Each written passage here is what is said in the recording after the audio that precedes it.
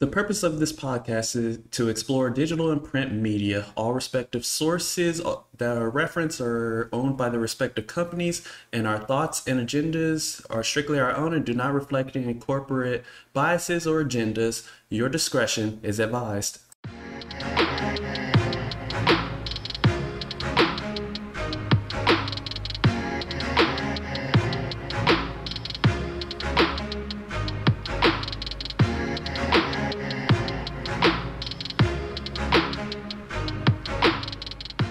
Hello to all of our listeners. I'm Demetrius. And I'm Demetrius. And Meeches presents the Blurred City Podcast. So this is our boys review episode. We're going to really get into just season 3, the craziness of that, epicness of just the different things that we witnessed. But first we're going to get into what's hot, but we're going to do it slightly different this time. We both went to Comicpalooza yesterday, so we were just having a great time there. We're going to kind of just get into our experiences there, but I know, Meech, you had some thoughts you needed to get off your chest, so I'm going to let you get it.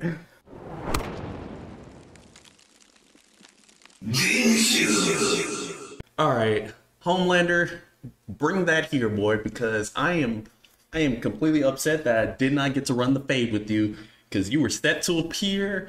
And me and Kimiko, we had a plan. We had everything set up. We were going to run your pockets. But nah, you decided to run. So next time I see you, Homelander, it is on site. On site. So you want to explain that to the people? All right. So pretty much Comicpalooza is essentially just another Comic-Con. And there's just a bunch of, celebrities, comic book artists and writers, as well as just other people in the nerd community, as well as podcasters.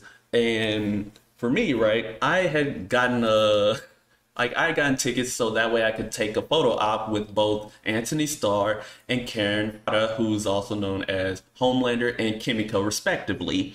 However, Anthony Starr canceled last minute, so it was just me and Karen. Now, mind you, Karen, she's a lovely lady. Like, she's bubbly. She is just a wonderful human being. But I was, really looking forward to Homelander because again, I had everything planned up for, a good skit that was going to be planned out. But nah, unfortunately not. So yeah, I have to get that off my chest real quick. Yeah, definitely. As we get into later, we know that Homelander ducks the smoke. But also, just disclaimer, if anything actually serious in his life popped up, respect from the pod for that. All well wishes there.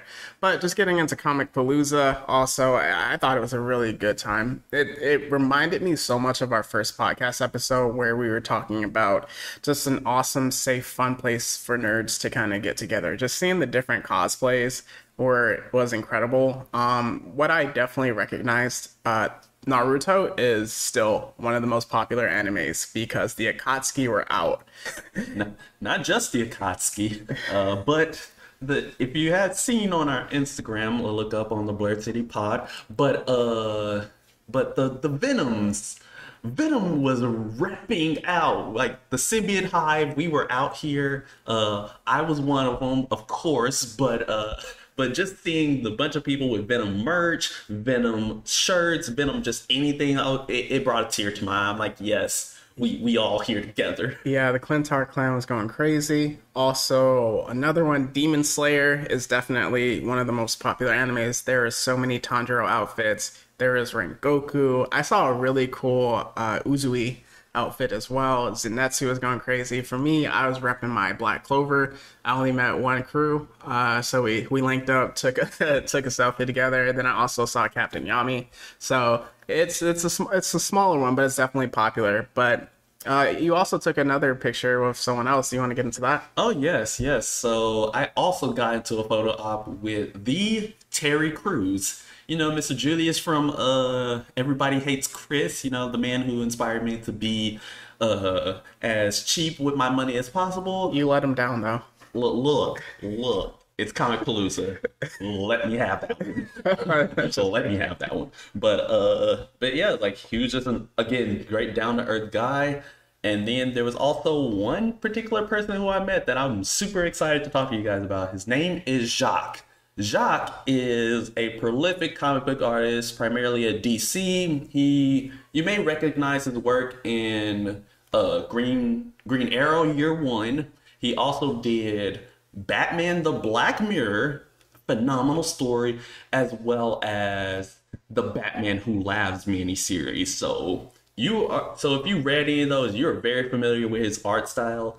And I managed to get not only just a pic/video of the guy, but he did a custom comic book cover of Batman the Great Detective, and it had just Batman in shadow with my name on it. So I got a custom cover, one of a kind. Come at me.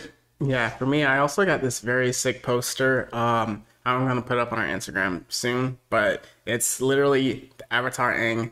He's surrounded by 3 Pokemon, so a Charizard, a Blastoise, Venusaur, and then it has Appa in the other corner. But it's like the drip on that poster. I was like, oh, I gotta go get it.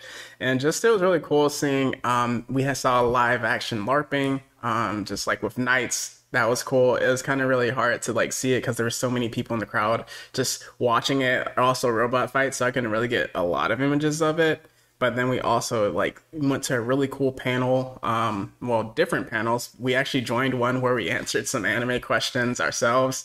And then there was another one where it talked about just like black nerds in the space and podcasting. So it was just a really amazing time. Also, I want to give a shout out to DreamCon. It was going on at the same time, but it's essentially just like a Comic-Con where it's like, it's kind of hosted or like kicked off by RDC. You can kind of check out on their YouTube DreamCon from last year. It's like super inspiring just seeing how, kids with a dream just kind of take off and make it such a big thing and connecting. And I definitely want to go there one day. So going from there, we're going to get into some pre-spoiler chat on The Boys. So for a boys novice, how would you describe it?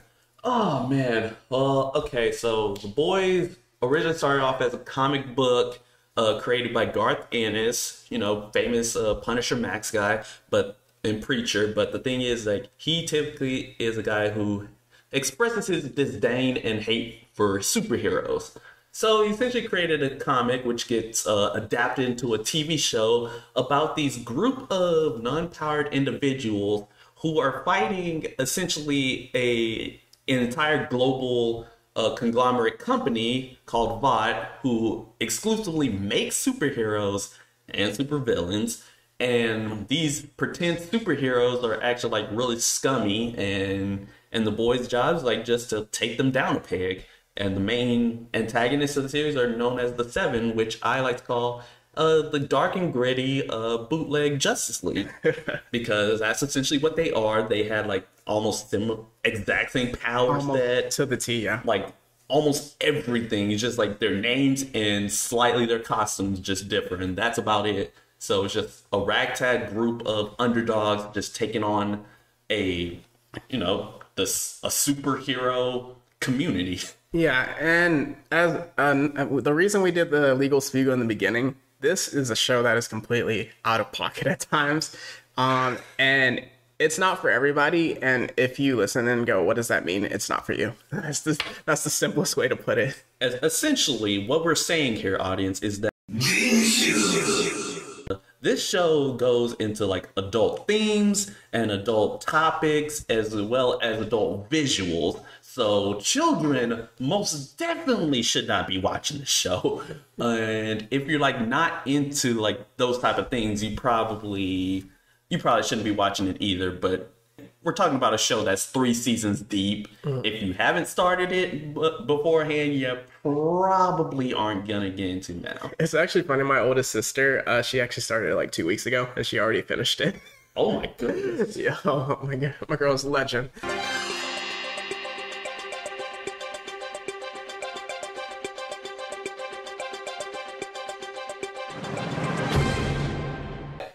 We just got a report from VOT News Network. We're officially starting to get into our boys spoiler review. If you have not seen or heard the show and don't want to get spoiled, skip ahead to our deep dive. But otherwise, we're about to go in. And yes, I'm also getting another word from Bot that if you choose to stay in and be spoiled without your consent, then unfortunately we'll have a special agent, Black Noir, come in to air out any grievances. You have been warned. Let's start with just like the main theme of the show. Oh man, so yeah, so it's just pretty much main theme is the basically an underdog. It's kind of a story of Huey Campbell, because you see it mostly from his perspective, just him, because he had a girlfriend, and her girl kind of got disintegrated by A-Train, who's pretty much black bootleg Flash, and ever since then he's pretty much been in distraught, and Huey ends up meeting this guy named Billy Butcher, played by the awesome Carl Urban. And Carl Urban introduced him to a group called the Boys, and they just, hey. And the reason why that they added him in is because of the fact that each person also had like a soup, kind of like a soup, or that's how they call superheroes, a soup encounter. Like Billy Butcher, pretty much he lost his wife to Homelander, who's the Superman bootleg. Right. You had Mother's Milk, who is an awesome brother. Has the most amazing name. Yep. He has the most amazing name, but he has the most amazing drip. Oh, yes. The drip is strong with him. And he pretty much has history with a certain character named Soldier Boy, who we're going to get into shortly. Right. And then we got Frenchie, who's who's kind of the regular drug man of the group. Yep.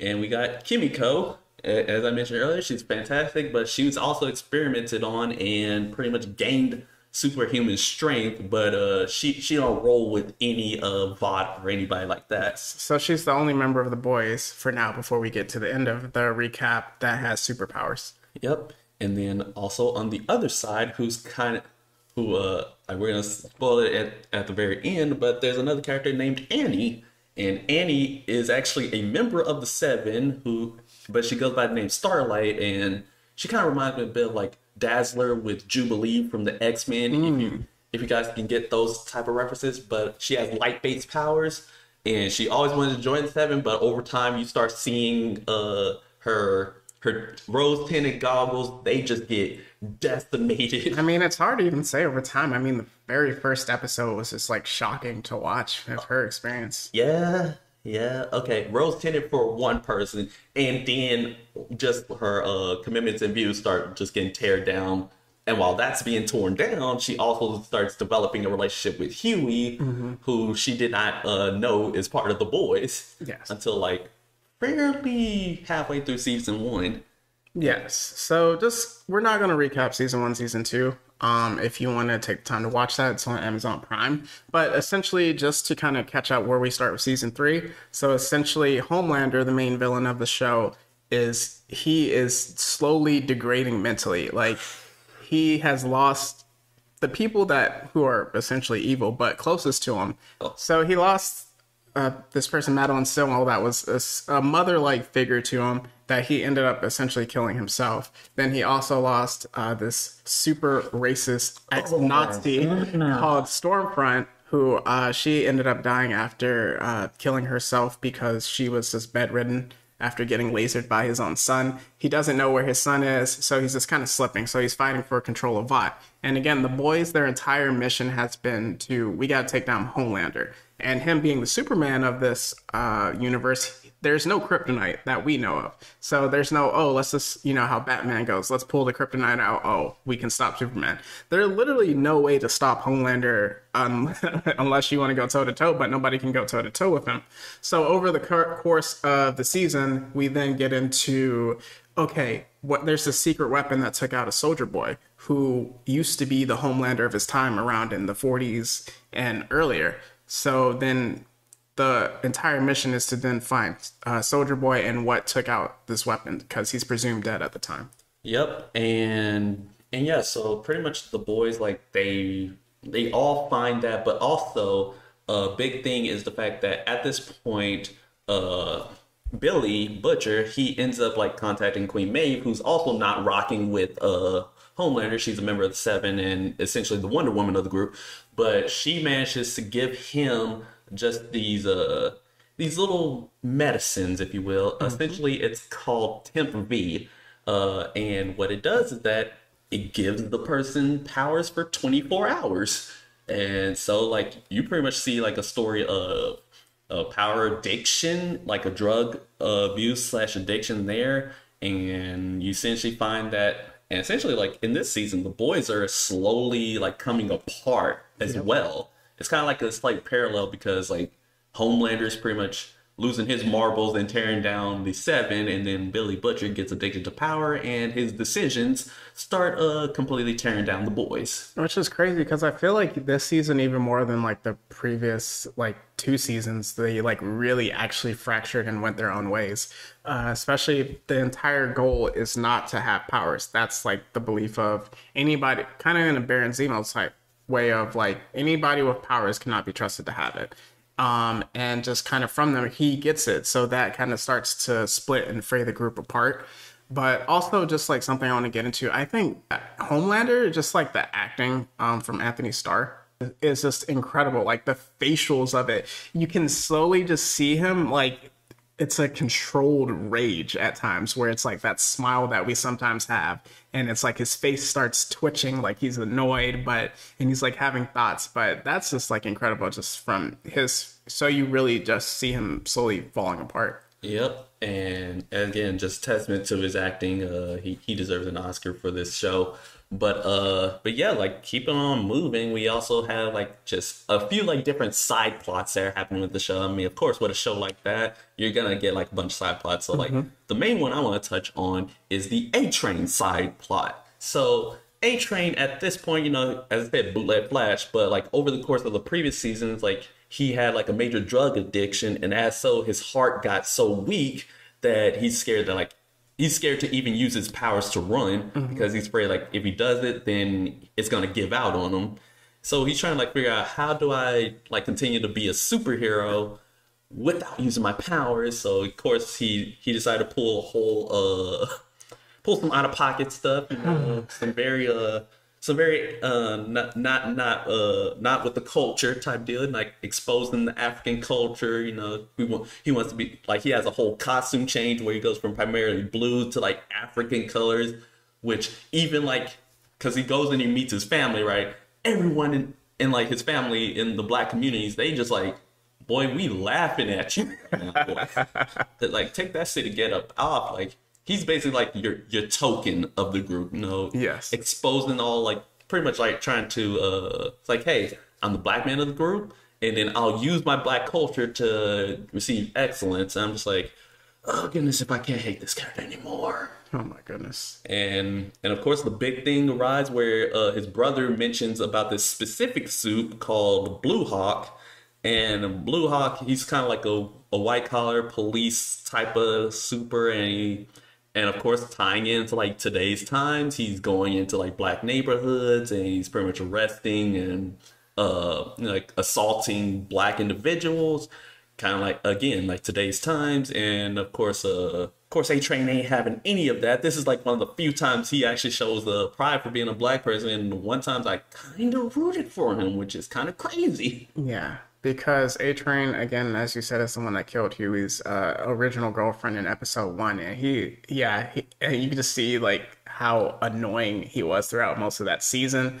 The side story I want to touch on is MM. So Mother's Milk, he had such a great storyline in this season where Soldier Boy, who was like, again, he's the Homelander, beloved, overpowered kind of character, and again, believed to be dead for a long time. But apparently, like, MM is like, Soldier Boy killed my family, and we don't know the story about it for so long. And so just progressing the main storyline. So the boys end up going to Russia, and in that place, they kind of see that, okay, they're looking for the weapon that took out Soldier Boy, but they end up finding Soldier Boy, who is still alive, and they didn't know that. So you just kind of see MM wrestle with that throughout the season. And as they figure out that, okay, he's alive, then his team, his original team for Soldier Boy, betrayed him. So throughout that, that's where we start to see the fracturing of the boys really occurs. So Huey and Butcher both go, okay, this is now the weapon. You know, Soldier Boy is the weapon to take down Homelander, but we have to help him get rid of his former team. MM is not going to help Soldier Boy because, again, Soldier Boy is the one that killed his family. And then so Frenchie and Kimiko also have their subline as well. Yeah, so essentially the main thing is like, of course, Frenchie and Kimiko, they're developing their romance, and of course both of them was like, hey, we're gonna get out of the boys, we're gonna like go leave and have a happy life together, which was an immediate red flag because whenever somebody says like, hey, we're gonna like leave, it's like stop waving the death flag. Oh man, somebody about to get hurt. So when Soldier Boy was released, he ends up having this power where he can shoot an energy blast, but that energy blast has the capability of just burning out all of the compound V, which is used to give anybody their powers, out of a person's system. So of course, like he fires it, but like he was like in an adult state of mind, so he didn't know, and happened to hit Kimiko. Again, the only superpowered person on the team at that point, but so she pretty much is like out of commission, like her powers are gone, and now like it's a wrestling of like, okay, they're both depowered. Kimiko, like she had to go to the hospital, and like that is like where the major fracture occurs because like, okay, so we got Butcher and we got Huey, who also took 10V, which everybody was disappointed with. Yeah. So both of them have powers. They're siding with Soldier Boy, but they seemingly do not care about like what happened with Kimiko. So like that left Mother's Milk, Frenchie, and Starlight to like help Kimiko and like get her to a hospital where she can recover. And then all the time like Kimiko pretty much struggling with the fact like first she's like ecstatic to be free of the powers, but then she sees like, hey, I can be helping Frenchie out more because like there was an incident with the Russian mobster, and like they got kidnapped and was about to kill him, and Kimiko would have killed them sooner if she had her powers, but she still killed them anyway because she really nice with it. She is her. She is her. She really out here, but yeah, that made her like, okay, I want to get my powers back. Yeah, so just kind of with that, also another subplot is Starlight is in a really difficult position throughout this entire season. So Starlight, again, represents how most people would feel if they were a superhero. So kind of bright-eyed, oh, I get to be a part of a superhero group. I'm going to save the world. I'm part of essentially the Justice League or a part of the Avengers. So like imagine if your kid were to join that and how excited you would be, and just to see that corruption. And so she's the middle person between Homelander and the boys. And she's literally dating Huey, who's part of the boys. And then just after season 1 and season 2 craziness, like Homelander knows this, but she also has to kind of walk the line. And in between this, Stan Edgar Hoover, the legend, he is head of VOT, and with that, he ends up, in the first 3 seasons having to step down because he gets framed. So this leaves Homelander in charge of like the biggest corporation in the world of heroes. So whatever he says goes. Even just like as you mentioned with the Blue Hawk situation, where A-Train is like, "Oh, let me handle it." He's like, "No, don't touch him." And you just kind of see like a person that's overpowered one, but also just like kind of slipping mentally, shouldn't have that much power in terms of just like also political and news stuff as well. But with that, a new member gets added to the 7, Alex, and he has a power, and Homelander selects him specifically so he can keep that over Annie. And later in the season, he gets murdered because Annie is also plotting with the boys to take down Homelander. And once he murders Alex, he's like, "Hey, I want you to see this." So he literally murders Alex, brings Starlight to see it. And he's like, "This will happen to Huey if you keep playing. Get in line." And you didn't mention the worst part about it was the fact that, okay, Alex, he was on board with it. And he was like, okay, let me find more people to bring into the fold. So that way we can have like a good army set to take down Homelander. And there was an incident between the Deep and A-Train in which Homelander sided with the Deep. As usual, because he's been bullying A-Train the entire season. And also because Deep been brown nosing hard. But yeah, so like, yeah, so Alex like, okay, let's bring A-Train onto the team. And then up behavior gets activated. Yep. Up behavior, again, another reason why I hate the character of A-Train is that like A-Train went full Tekashi 6ix9ine and snitched on Alex to Homelander, and that's how he finds out that like, oh, everybody plotting against him. So that kind of is like the main plots overall. We can see how the boys are split. Annie is hostage. Homelander is in charge. And then now we have Soldier Boy, who is with also Huey and Butcher. So then we get into Herogasm. All right, so Herogasm is oh man, okay, so essentially, hey kids, stop listening. This is where like a bunch of B-list and C-list superheroes, they get together to have a good orgy time, and what happens is that okay, two members of Soldier Boy's team is there. So Huey and Soldier Boy and Butcher, they're all there to. Well, Huey goes in to like scout the place out, you know, see where the twins are, so Soldier Boy can go in and murk them. Then you have Annie and Mother's Milk who are there because like they have a feeling that Soldier Boy is going to go after them next, and that's where they're going to be. So they're there to like try to get them out. And at the same time, you had A-Train there, who is there because of Blue Hawk. So, like, he can go and confront him because at that point, Blue Hawk ended up going wild at a press conference, ends up paralyzing A-Train's brother. Yes. So A-Train's there for vengeance.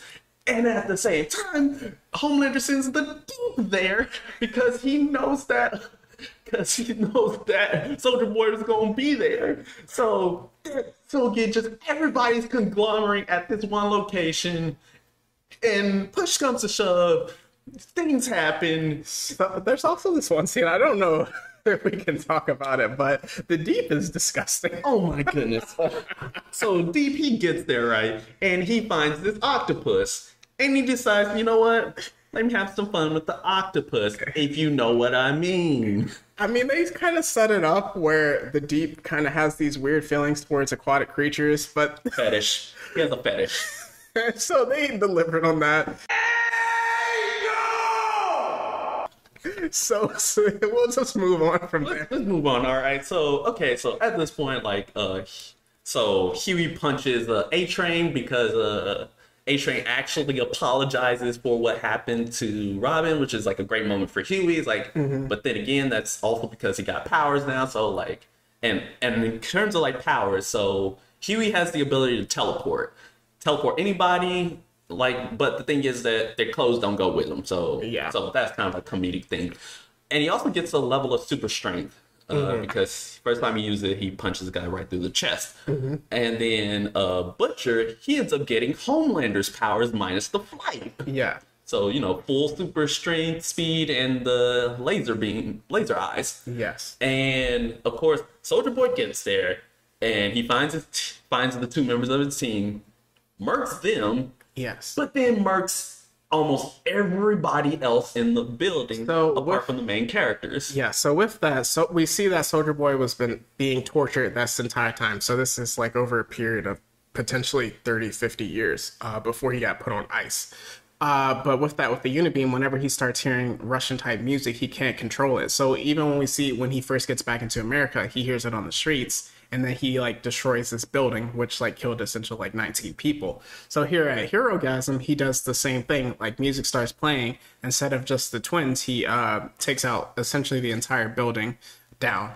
Yep. And of course, with that, of course, people like had to start evacuating. Annie's getting like all the survivors out. Mother's Milk helping them. Well, actually, no. Mother's Milk's not helping out. Mother's Milk trying to get to Soldier Boy. Yeah. Trying to murk him, get his ones, but Butcher's not letting him because you know they need Soldier Boy to take out Homelander, and but he's also protecting Mother's Milk. Yeah, he's also protecting him. Like that's a good thing is the fact that like you start to see a little bit more of more Butcher's like humanity coming out, which is something that's been like kind of missing throughout the other things, seeing like a sociopathic monster, and then you start seeing more of his humanity throughout. Yeah. Especially when we get to it later in the season. Oh yeah. But yeah, there's that. And then A-Train ends up finding Blue Hawk.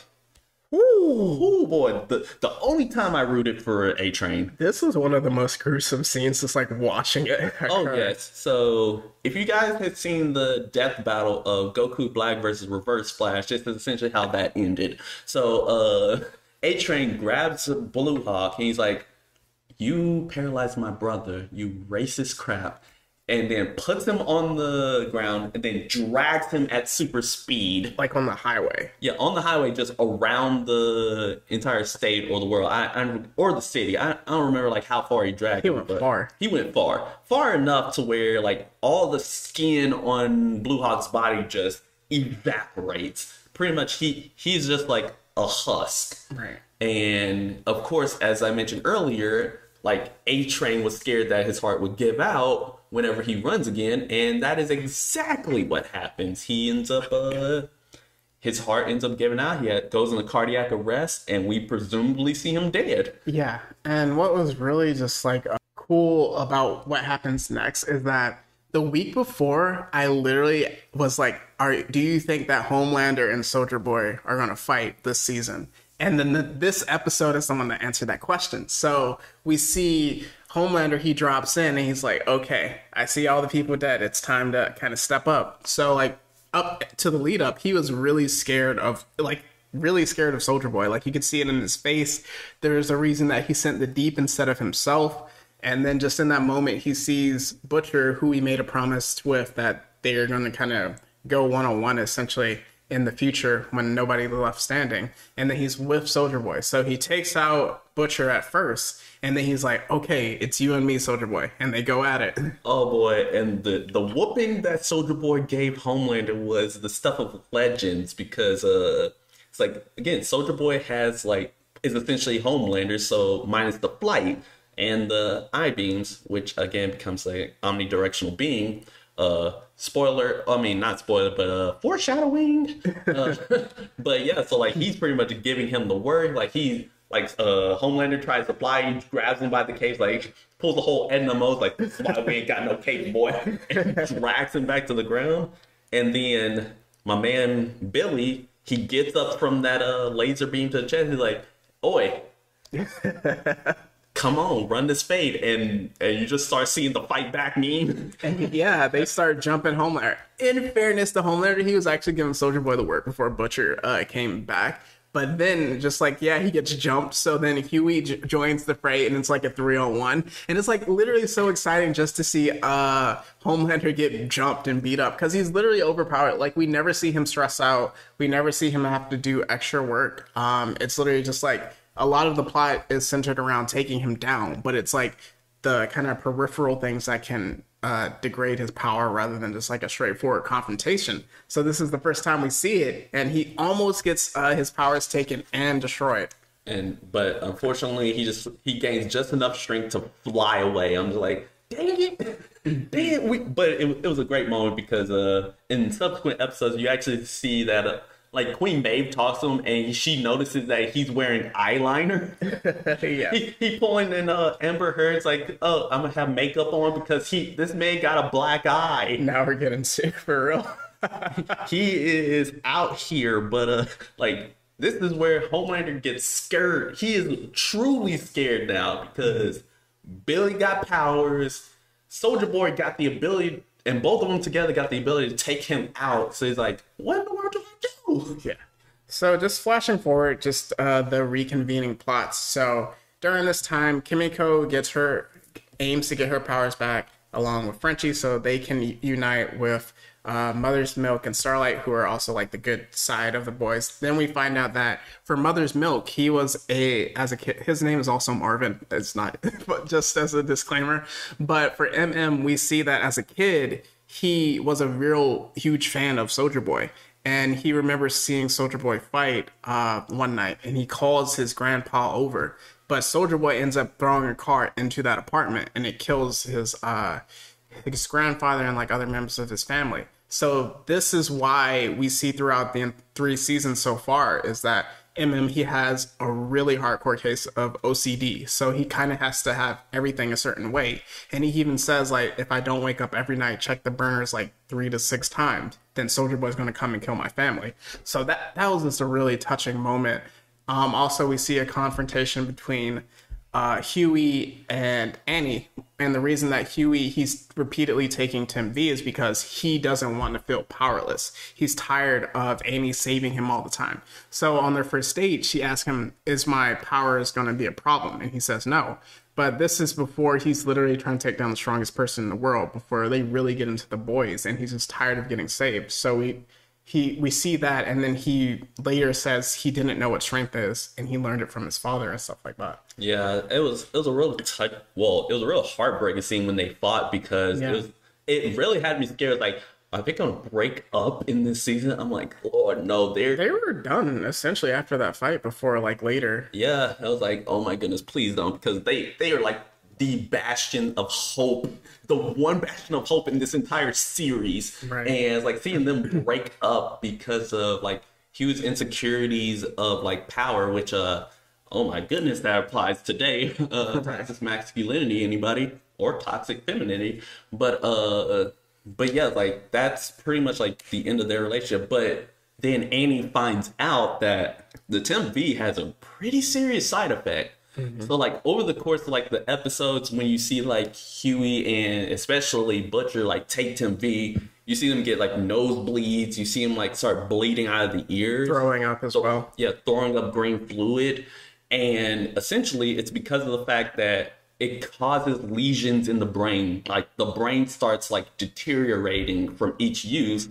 So like 4 to 5 like doses will kill the person who's like using it. Right. And when she finds out, Huey had taken like 3 doses and then Butcher took 4. Yeah. And of course, like she made I would say like she made the wrong decision, but I was like, oh no, actually that would be the right decision, because of the fact like Huey wouldn't have his phone on him because he'd been teleporting in and out, so he'd lose his clothes every time. Right. But yeah, so she tells Butcher to like, hey, this Tim V is going to kill y'all, so stop taking it, or at least have Huey stop taking it. Uh-huh. And then Butcher is like, he just does the Butcher thing, which I'm like, bruh, he doesn't tell Huey about it.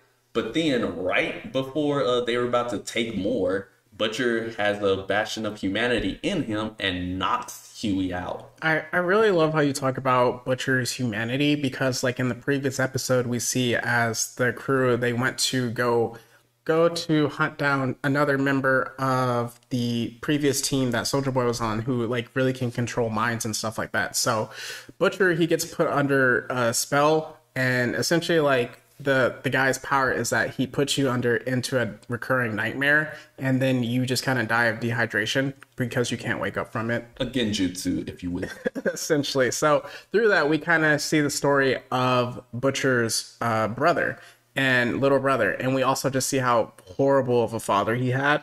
But the crazy thing is we see parallels between Butcher growing up as well as his father. So like uncontrollable rage, the drinking, calling people just out of their names and different things like that. So with that, ultimately we see that Butcher, he always would protect his brother from just like beatings and then in general like that. But once he leaves, his brother isn't protected by his dad anymore, and his little brother ends up committing suicide, and he sees that Huey is he's like a spitting image of his brother almost. So that's why he protects him in the end. But also in that episode, we learned that Soldier Boy is the father of Homelander. Yes, sir. So we got it, boys. I somewhat called it. It was like, wait, why he also got super strength and then that energy blast, and then you see Homelander, and it also brings up like a really disturbing theory of mine. I was like, wait, who's the mother? Who's the only other person that could fly? Stormfront. Oh goodness. Oh good Lord. Great. Oh, that'd be nasty actually if we think about that. But they didn't confirm it, so we always know that Homelander is a test tube baby essentially. But going into the final episode, it's like where all the plot lines converge. So they go into Vought Towers.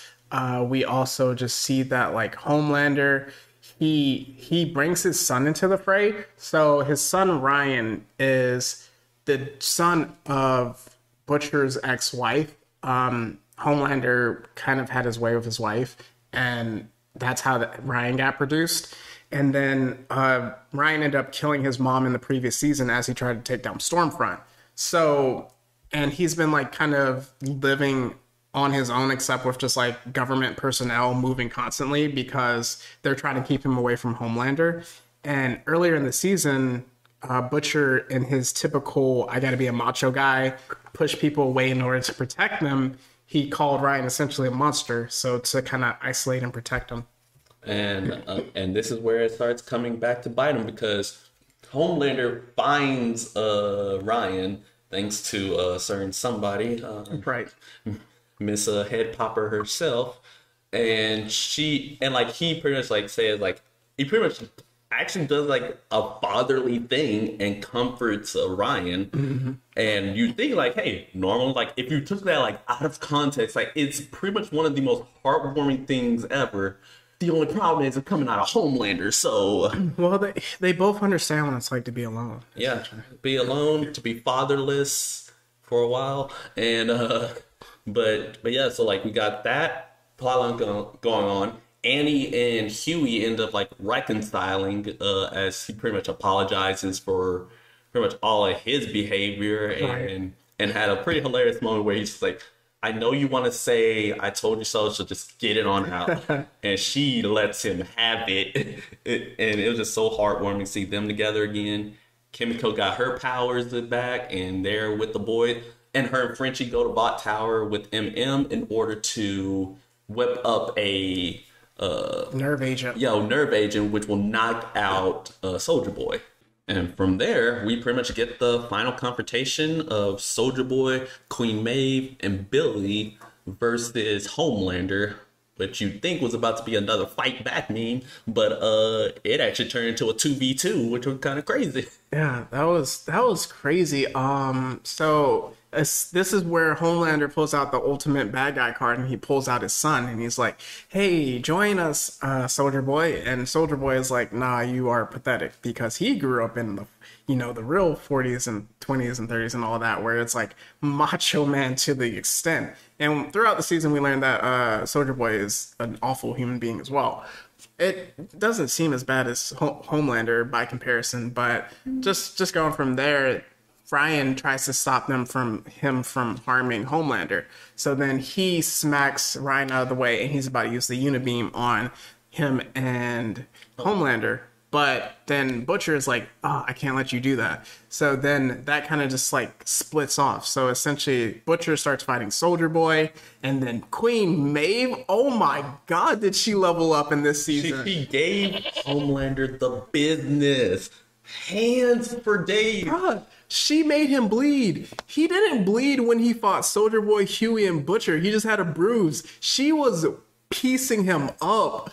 But then again, he also was like, "Listen, I'm not trying to deal with you right now." So At first, but then he was like, "Okay, I got to do this." And I hate when people gouge out eyes. That is so disgusting. But Maeve was giving him hands for days, and like even when she picked up the rod and stabbed him in the eardrum. Oh goodness. Oh man, Maeve is a legend. But also during this fight, all the other members of the boys join in, and they essentially are helping Butcher fight Soldier Boy, because Soldier Boy is like completely overpowered. Yeah, and they were all getting the business, and then it looks like Annie was about to get taken out, and Huey, it appeared he was about to take like the last vial of Temp B, but then he says no, and he goes and he turns on like all the powers to give Annie a boost in her power level to just knock down Soldier Boy real quick, which I thought was like, it was amazing, but then it was super underwhelming with the result. I'm like, Yeah. I'm like, so you get all that just knocked down? Dang, that's crazy. The most expensive nosebleed. Not even that. Not even that. Even. But yeah, essentially they use that it's a good character development moment for Huey, but then they use that moment to hit him with the nerve agent. But he is like, yo, I'm not going back in the box. And he starts to kind of light up. And you're like, oh, all the members of the boys are about to get done in. But then Queen Maeve sees this. She tackles him, takes him out the window, and he just like lets the beam explode. And I literally remember texting you, and I was like, Maeve, no! I remember that too, because I just was like, I just didn't say anything because like I had seen the episode like just maybe an hour or two earlier than you had, so like I knew what was gonna happen. So like I just didn't say anything. I'm just like, look, I'm just let you go. I was like, how can we lose Maeve? She was so awesome in this episode. But just even going from there, we see a parallel at the end of the fight where Ryan ends up taking Homelander's hand and walking away. And in season 2, Ryan took Butcher's hand and walked away. So now we just see that there's two superpowers. So Brightburn about to happen real soon. Oh no. Because he has exact same powers. I'm like, no, not again, not 2.0. And so yeah, so like at the end of the day, like Homelander pretty much like sets off with Ryan, pretty much exposes him to the culture, to the praise of the peoples, and to the violence by murking a dude who threw a bottle at him. Yeah. And murks him. So like, and you see Ryan just develop that sinister smile, like, oh Lord, you gotta take him out. And then, but then at the same time, you see Annie, like she goes to this random house, and you're like, whose house did you go in at? To see Queen Maeve, Yes, still alive. I was so happy. Yeah, Queen Maeve with her girlfriend having she has her powers no more because again, Soldier Boy burns out the V in your system. But this is her getting a chance at a normal life, and then Ashley, who is the new head of VOT essentially, with no hair. Yeah, it's kind of just touching on her. There's not really a lot to touch on, but she just kind of, you see her. Not really growth, but she moves up the ladders, and just in that she deletes the video of Maeve being saved. So she's protecting them from Homelander. And we see throughout the entire season, she is like completely terrified of Homelander and does whatever she says. But essentially with that, just moving forward, the boys are now united. Annie has quit being a member of the Seven, so she's joined the boys as well. And just moving into a season 4, which has already been confirmed, we see that the head popper from season 2 and also a big role in season 3 is now about to become vice president. Yep, it's terrifying. It's terrifying. She pulling an Edgar, but also it also ends with an unfortunate note where because of all of his use of Tim V, Billy now only has like 4 to 5 months to live. Yeah. So the last thing he goes like. And when he's with the boys, he doesn't tell them because, of course, he wouldn't. He just sees sees the VP on the screen. She's like, "Oh nah, she gotta go next." Yes. So just with that, we know what's going to happen in season 4. And then the creator of the show said we essentially only wanted to have 5 seasons, so we're definitely in the end game of the show now. So just going from there, we're about to get into our VOT sponsored awards.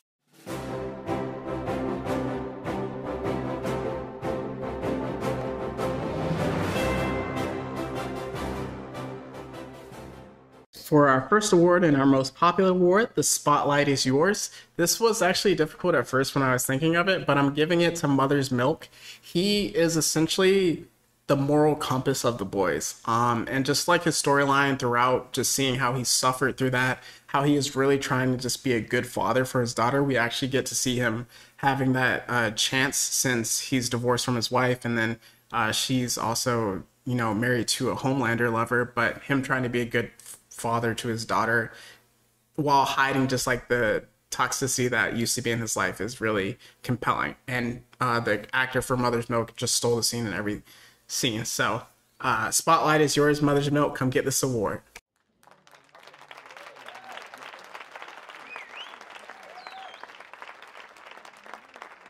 All right, so for our next award, it is I Did a Thing, where pretty much a character does absolutely nothing for the whole series, and this has to be like a named character. So in this case, I'm giving it to The Deep. The Deep, you did absolutely nothing in this season besides brown nosing, and all that led led you to was just surviving. You did nothing besides having your way with fish, but you contributed literally nothing to the plot. So, sir, come get this award. Yeah, you kickstarted season 4, though. We'll give you that.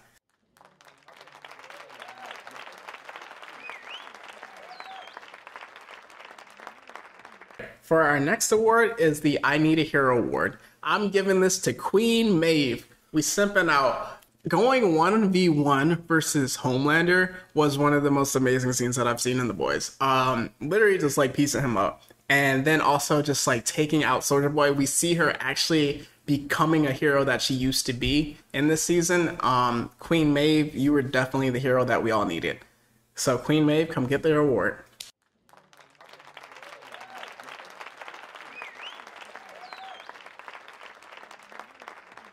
And then for my award, we're handing out the Gruesome Death Award for a character who absolutely needed to die and absolutely did die the worst way possible. Blue Hawk, come on down, because you racist piece of garbage. As a black man, I absolutely despise you. And for a black man to literally give his own life to to end you, I was like, oh yes. And it's also hilarious because your heart ended up going to the black man. So so it's your racist heart that's keeping a black man alive. So take that in the afterlife. Come get this award.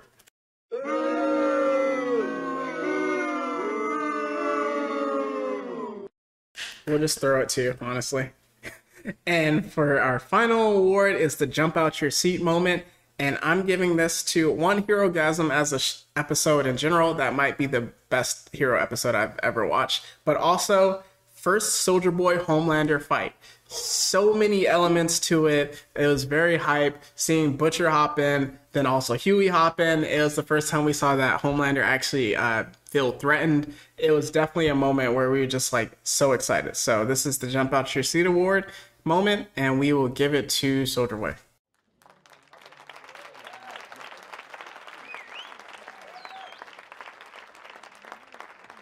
So we just had a great award show. Everything has been going great, and then I'm getting played off again. Apparently, there's one more to go. Let me get off before I get tossed off. And right now we have our very special Black Air Force Award. So for this one, it goes to no one else. You know who it's for. Homelander, an absolute menace, a demon amongst demons. It's like, come on now. His first season was truly crazy, murking a whole plane, 2 planes actually, of people. And then him hooking up with a Nazi who's possibly his mom, but we ain't gonna get into that part. But hooking up with a Nazi and actually taking up some Nazi isms. There's his whole breakout in season 3 where he pretty much just went off on a racist tirade, like how he's the best. I'm like, sir, you a problem. But also, there was a time when he pretty much forces a woman to commit suicide because of the fact, like, oh, his girl died. And he just starts spilling up. No, you are a demon. You have everybody out here scared. You're bullying A-Train, calling him a fatso. You got the deep brown noses so hard he cannot even see anymore. And you got Ashley so scared that she pulls out all of her hair and now is forced to wear a wig. No, you are a problem. But the worst part is, who gonna stop you? You have the powers of a god, and you use them like a devil. Sir, come get this award, because if it wasn't for the fact that I'm not in the show, I would have come and ran your pockets. But you decided to run off. But still, you're a demon overall. Come get this back. Give it your Tims. And let's not forget, he forced the Deep to eat a live octopus and also killed his best friend Black Noir. So, you definitely deserve this award, Homelander. So now we're going to get into our tiers. Do you want to read them off for us? Oh, yes. So the naming of our tiers is actually amazing because they're based off members of the 7. At the bottom of the F tier, we got the Deep. Then for the D tier, you get A-Train. C tier is Starlight. B tier is Maeve. A tier is Black Noir, but then S tier is Homelander. So which tier are you giving it, sir? Well, I know definitely what I want to give it. I wish the higher tier was Queen Maeve because she was so awesome in the last episode, but I have to unfortunately give it to Homelander. This was an S tier season. And yeah, I'm sorry about the naming convention, but I have to give it the Homelander tier too, because this show is on demon timing. So, of course, it's full of Black Air Force energy. Yes. So, yeah, we definitely agree it's an S tier. It's amazing storytelling, amazing characters, action is incredible. Again, just make the decision for yourself, but we're going to get our scuba gear in. Wait, before we do that, we're actually going to hit our fake sponsor for the day. And yes, for today's sponsor, we have VOT's Tempt B. If you are a soldier in the U.S. Army and wanting to achieve superpowers in order to take out your foes, you may procure just this vial of Tempt V. It grants you superpowers for 24 hours. Effects or powers are treated as random. Side effects include turning your brain into absolute mush, and Swiss cheese. But yes, please go ahead and grab yourself a vial of Tempt V, selling at a mere $1.2 million per hit. So this is the moment, as I was saying before. Unfortunately, we're going to see the deep in the ocean when we do this, but now is the time for our deep dive.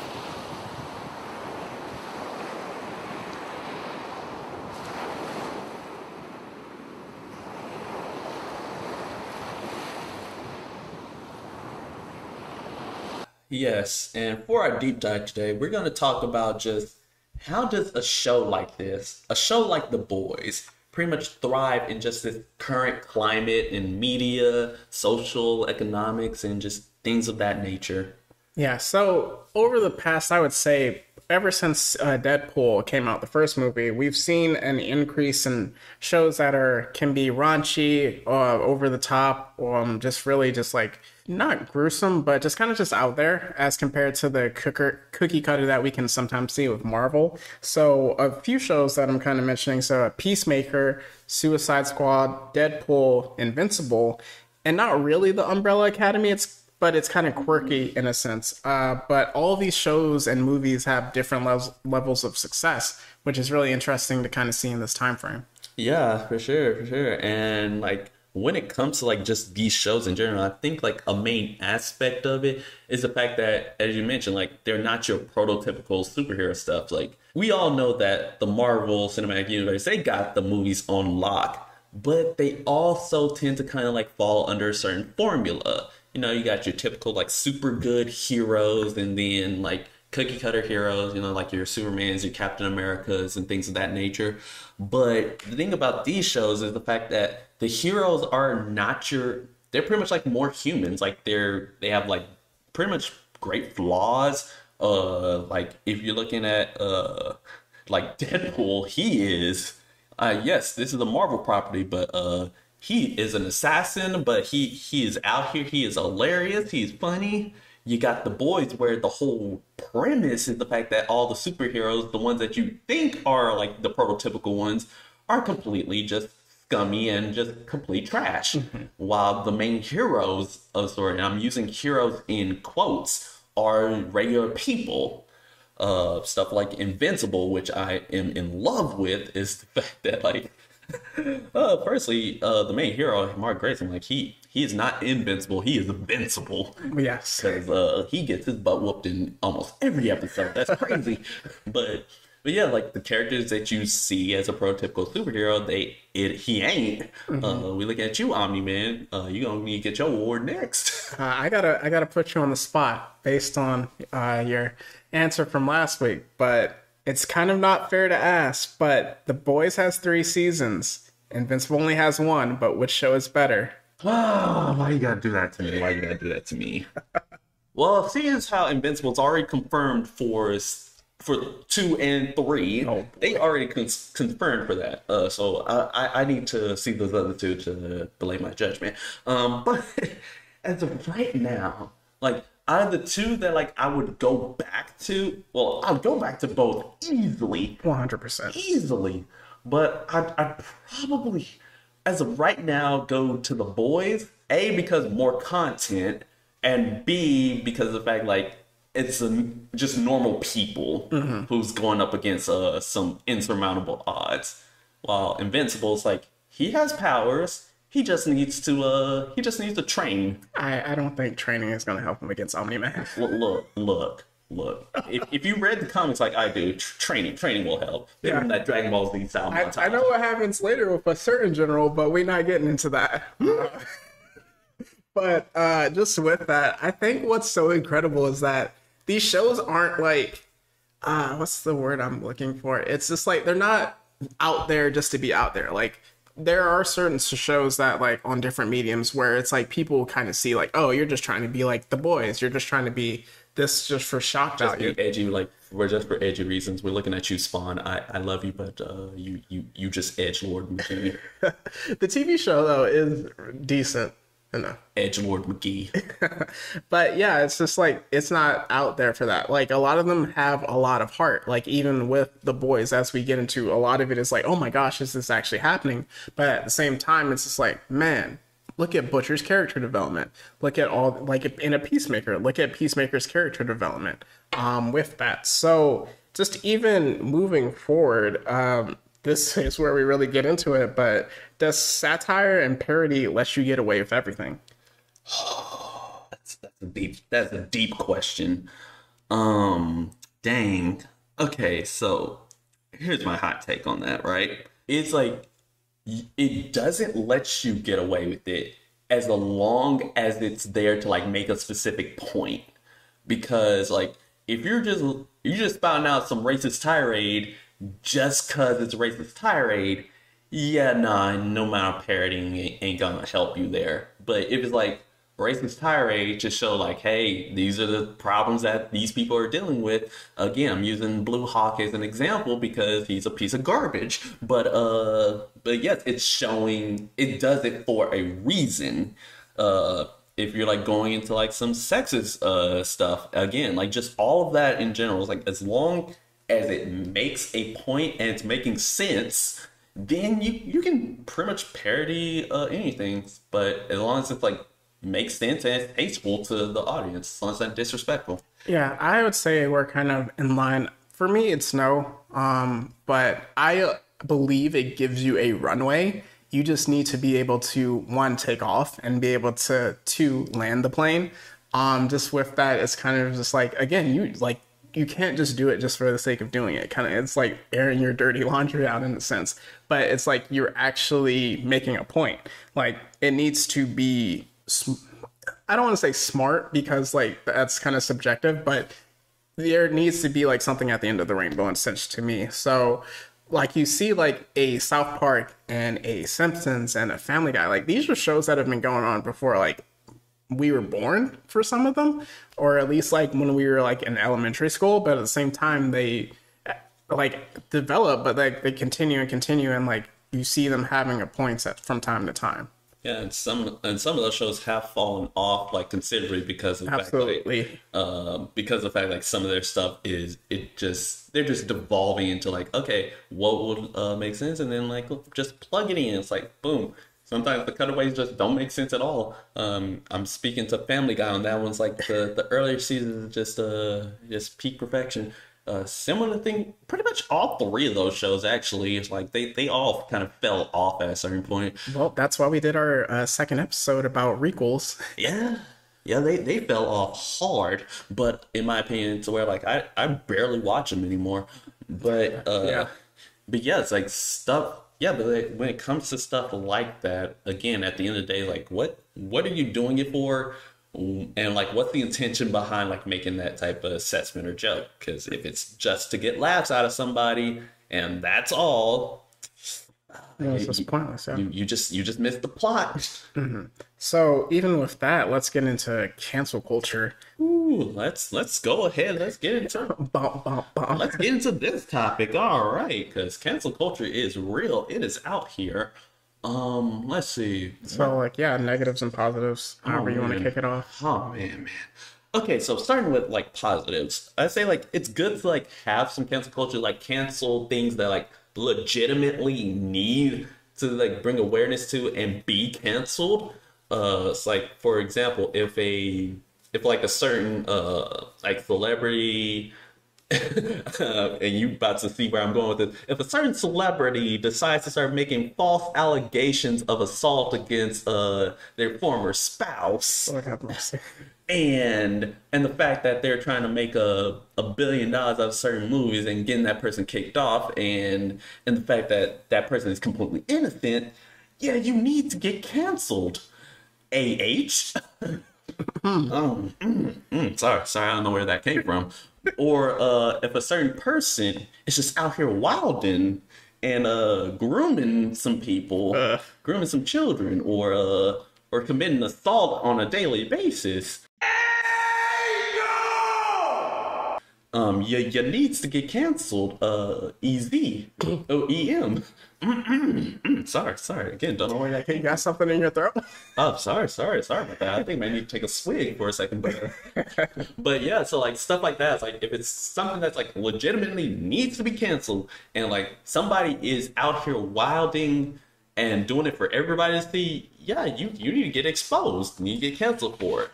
But there's a flip side to it because of the fact, like, hey, some people like genuinely make mistakes. Like some people genuinely like do stuff that, like, okay, years ago, like I may have been a different person and like I may have said some like really out of pocket stuff, but like I don't believe in that now. And like I've seen just tons of cases, like different YouTubers who like, or Twitch stream or gamers or anybody who've pretty much gotten canceled for something they say years ago that they definitely like do not believe in, like at the time of when they were getting canceled. That's where like I kind of start like losing a bit of the cancel culture, because y'all tend to like, it's like when we give y'all an inch, y'all decide to take a whole kilometer, not just a mile, a whole kilometer with that. So really, like, again, there's the good side is like, hey, exposing people need to expose, but at the same time, you gotta be careful and like determining like, okay, who's currently like out of pocket, who's like still believes in like what they're doing that is being out of pocket and need to be canceled. But yeah, that's pretty much like what I gotta say about that one. Yeah, for me, I think like when cancel culture became part of our lexicon, in a sense, like how it started out, definitely like needed to happen. With just like so many, but initially it was like so many just like people in high industry levels that like have done decades of just disgusting stuff, despicable things, and like getting called to the carpet for it and being like, hey, you have destroyed lives for decades. You don't get to do this anymore. You don't get to be like held as part of like a, creator, or just like a mogul, or like CEOs and stuff like that. You don't get to be in that position anymore. When it initially started, I think that was just like incredible. And I think it does do a decent enough job of calling people to the carpet. Just going to the negatives, I'm with you. Like, so like I'm a big fan of sports, and then sometimes what I really hate, it's like it'll be let's say in baseball, a pitcher will throw a no hitter, or like in football, like, or basketball, somebody gets drafted, and these are like people in their 20s, right? So then they'll go to something like their Twitter when they were like 13, 16 years old. And then some scumbag will take a snapshot of it, hold it for years. And then when that big moment happens, post it. And then now everybody's like, oh, this person, that person, like, oh, they're this terrible person. Let me like assign what they said here, and that doesn't excuse them for saying it. Yeah. But you can't like always hold somebody to what they say as a teenager. Exactly. They still developing. Like they don't have full brain function yet. So like, why are you coming after them? But it also sucks from the standpoint of, okay, let's go into your life. Let's see what everything you said. Let's expose it. Let's go into like what you think, like even now, and like let's expose it. And then if we see something we don't like, let's show it to everybody. And that's who you are. Rickets. And that's the tough part about it. It's like, it's literally like the negative of also, kind of what we learned today is that, or heard today, is that a lot of people now, it's like how we saw with Homelander, you're tiptoeing, you're dancing, you're like so afraid to say anything that you say nothing. And I just feel like we can't connect from that standpoint if we're just like, oh, I don't want to get canceled. Like even Blue Hawk says it, like, what is going to happen? Am I going to get canceled? And it's like, just like you're not going to connect because you're never going to say what you really mean. So you're going to hold it in, and it's going to harbor negative energy towards people that you feel like would do that. And we see the results of that going on just like in our lives today. Yeah, absolutely. I mean, just like it's one of like my big adages is that like if you hold something in and you hold it for a while, eventually it's gonna blow over and it's going to explode. And like something's gonna like set it off, and then that's where things like where like the whole phenomenon of Karens come in. Yeah. Like I mean, some Karens definitely do need to just straight up get canceled. But yeah, it's like maybe like person might be having a bad day and they may say like something out of pocket. It's like, are you gonna really hold them to it just for that like one moment, or is it like because like it's just like that one moment that they say it and then they never said it before and they never said it since? So like what are you gonna do? You're gonna cancel them just for that one thing, like one slight mistake? Like what are you gonna do? And also like a big thing is like just in the concern of creators, you know, like people tend to like try to, as you said, like try to censor themselves just for the sake of you know, just being progressive and being for everybody. I know, just like with that, I remember this really funny joke by Carlos Mencia. He was doing like a stand-up. This was years ago. I think I was in elementary school. But he essentially was saying that he was doing this joke in front of a lot of people with like mental health issues. And he wasn't doing his jokes that he typically does at the time. And one of the people rose up and said, "Hey, that's not fair that you do that joke in front of other people, but you won't do it in front of us." He says in the stand-up, "Oh, you're right. I wouldn't say this black joke in this place, but I wouldn't say it in front of black people, or like this woman joke in front of this place, but I wouldn't say it in front of women," or something like that. And he ended up saying that. But, you know, jokes aside, it's essentially just like tap dancing is like, it really puts like restraints on it. And I think also we don't really we can just kind of miss out on a sense. Essentially at the end of the day, I just want to say you got to be accountable, like got to be held accountable for your words, and you got to be like accountable for like what you have. But if you don't, and like you just gotta be mindful of like who your audience is and everybody else. Just be mindful, but like not completely hold yourself out and be a complete robot. Yeah, I think you should be able to take risk with that, but even like with limits on that, I think it's so easy to miss the humanity with cancel culture. Like even just the word itself, where it's like canceled, it's like, oh, you don't get to do anything anymore. It's not like, oh, reprimanded or just like temporary punishments. Like, hey, you said this thing 5 years ago, or you phrased a word wrong. You know, that's not your intent, but you can never do the thing that you love moving forward. And I just think that's really tough. I mean, even just like with so many people, I remember we had a talk earlier this week with people where it's like people weaponize hate, or they use hate as an asset. Where if you're a certain celebrity and a lot of people don't like you, it can be something where, you know, you take your family out to Chick-fil-A and you take a selfie with them and you're like, hey, it's family Saturday time. And then somebody will go, oh, so you support that, huh, with your family. Glad I don't go there. Glad I'm not a fan of you. And then like 3 days later, you're giving an apology about like because of your dietary decisions, or like based on like what you feel about humans and stuff like that. As I mentioned before, like when you're doing all of this, you're missing out on like one key aspect of it. It's like, hey, you're exposing somebody to try to hold them accountable, but at the end of the day, it's like what it's really doing is like it might not be holding them accountable. Like really, you're just like canceling, and you're not giving them a chance to repent, not giving them a chance to grow, not giving them a chance to like learn their lessons. Like It's like you're taking the whole live with the consequences thing to a whole new avenue, a whole new directive, which like I'm kind of not with. Essentially to the point where you don't even get to live. Nope, not at all. And like what better way to be human than like to live, to learn, to grow, to like make mistakes and learn from them. Mm-hmm. Yeah, so that was just our deep dive for the week. Going straight from there, we're going to just get into our recommendations. Anything that you have? Yeah, so my recommendations is obviously The Boys. You can find it on Amazon Prime. And going into other recommendations, of course, we have like the list that we mentioned before. We had Peacemaker and Suicide Squad, which are both on HBO Max. You got Deadpool, which I believe is not on Disney Plus. Not at the moment, but you can find it in how you find it. Yeah, just find it. However, of course, Invincible is also on Amazon Prime, and then Umbrella Academy is on Netflix. Mm-hmm. Only other one, essentially what I listed off earlier, would be my recommendations, is Legend of Vox Machina, and that is on Amazon Prime. It's an anime kind of version in this general what we're talking about, but I heard it's really good. Yep. So you want to plug us in?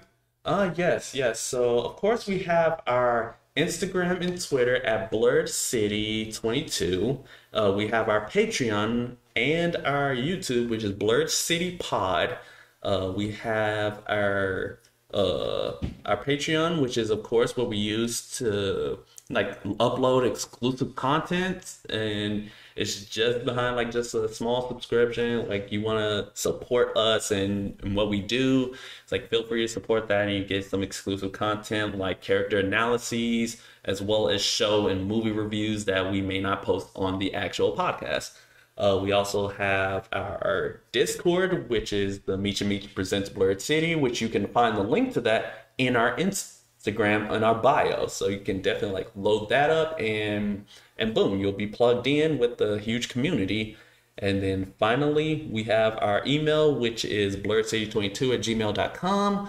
And that's where you can like submit questions for like our Q&As or random fan theories or just geek out segments or just anything like that, so where like we can have some audience participation as well. Yeah, and since this is kind of like the halfway point of our season 1, we're really hoping to have just a lot of questions for our Q&A. We can get into all things nerd, any other potential questions you have, so that just make that a really special bonus episode. What's coming up in the next couple of weeks, we're going to have our Nope movie review. So Jordan Peele is back at it again. There's going to be a lot of theories that we're going to speculate about, just a lot to kind of peel apart and dive in. From there, we're going to have our Venom character study, which we are both super excited about. That's going to be the first one that we get to bring to the pod and share with you. Just going from there, we might also have another guest in the next coming month. So a lot planned as we're wrapping up, but we definitely want to go big for you all.